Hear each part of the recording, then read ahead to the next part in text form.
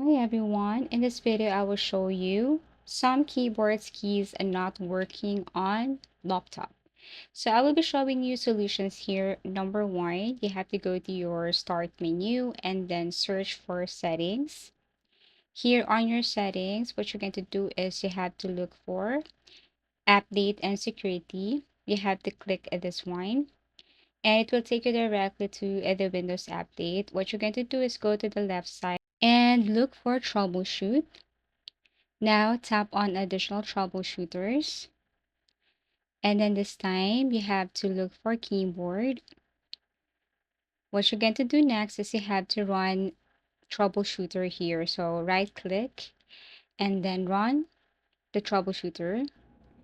So the troubleshooter will automatically detect problems like wrong keyboard layout, driver issues, hardware conflicts. After that, go back and see if this method works. If not, then what you're going to do next is go again to your settings.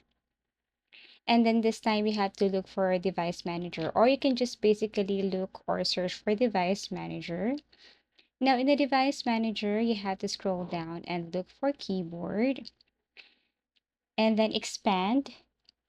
What you're going to do next is you have to right click, update driver, and make sure that you're using the latest version of your keyboard device. Or if you have new device, you just have to tap on browse your computer, tap on next, and then make sure also that you're using the latest version.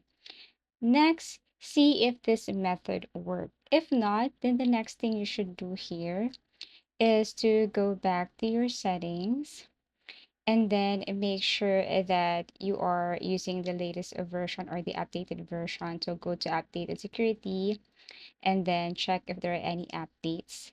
And after that, you can restart your computer. And basically, that's it.